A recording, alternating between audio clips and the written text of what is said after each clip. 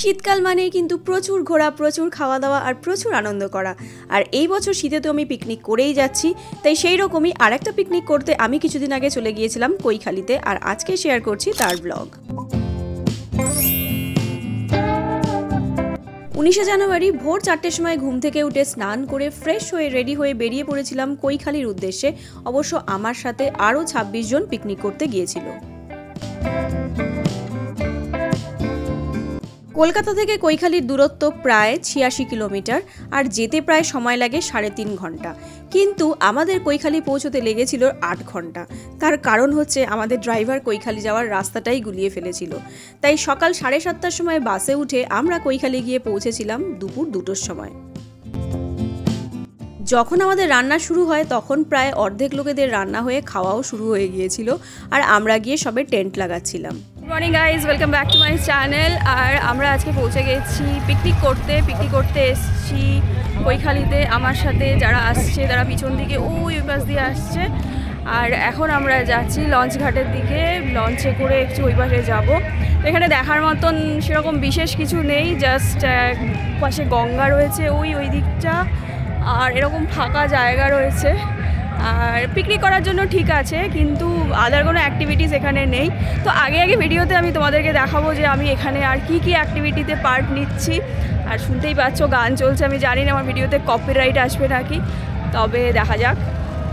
রাস্তাগুলোও খুব একটা ভালো না, মানে কাঁচা পাকা রাস্তা, প্রচুর লোকও এসছে এখানে, আর এদিকে ধান চাষ হচ্ছে। বিশেষ কিছু দেখানোর নেই।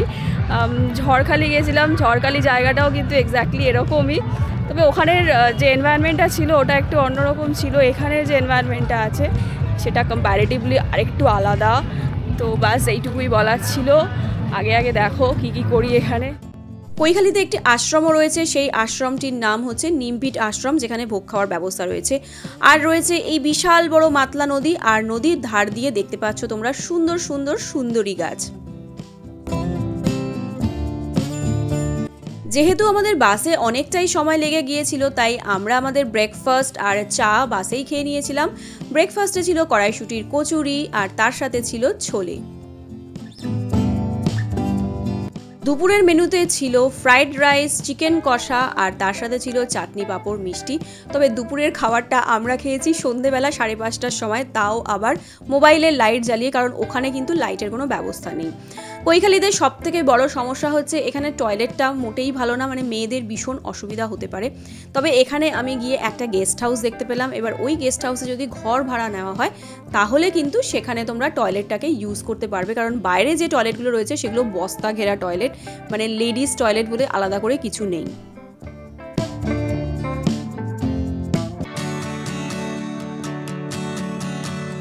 কৈখালীতে পৌঁছেই আমরা চলে গেলাম ফেরিঘাটে, আর ওখানে গিয়ে লঞ্চে করে আমরা চলে গিয়েছিলাম ঝড়খালির উদ্দেশ্যে। ঝড়খালিতে গিয়ে কিন্তু আমি নামিনি, তার কারণ ঝড়খালি আমি আগেও গেছি। ওখানে একটা চিড়িয়াখানা আছে, চিড়িয়াখানায় বাঘ আর কুমির রয়েছে। এখন আমরা লঞ্চে করে চলে এসেছি ঝড়খালির দিকে, আর আমাদের সাথে যারা বেড়াতে এসেছিলো তারা সবাই চলে গেছে ঝড়খালিতে। যেহেতু আমি আগে একবার ঝড়খালিতে এসে ঘুরে গেছি, সেই জন্য আজকে আর যাইনি। লঞ্চের মধ্যেই বসে আছি, ঠান্ডা ঠান্ডা হাওয়া দিচ্ছে। আর এদিকে তোমাদেরকে দেখায়, এই দেখো সূর্য একদম মাথার উপরে। এই পাশে প্রচুর লঞ্চ রয়েছে, যেই লঞ্চগুলো করে সবাই এসেছে এখানে, তারা ওয়েট করছে। আর আমরাও এখানে বসে বসে হাওয়া খাচ্ছি ঠান্ডা ঠান্ডা। এইভাবেই বসে বসে প্রাকৃতিক সৌন্দর্য উপভোগ করছিলাম, ঠান্ডা ঠান্ডা হাওয়াও দিচ্ছিল। কিছুক্ষণের মধ্যেই অন্ধকার হয়ে আসলো, আর আমাদের লঞ্চটা চললো কৈখালীর উদ্দেশ্যে।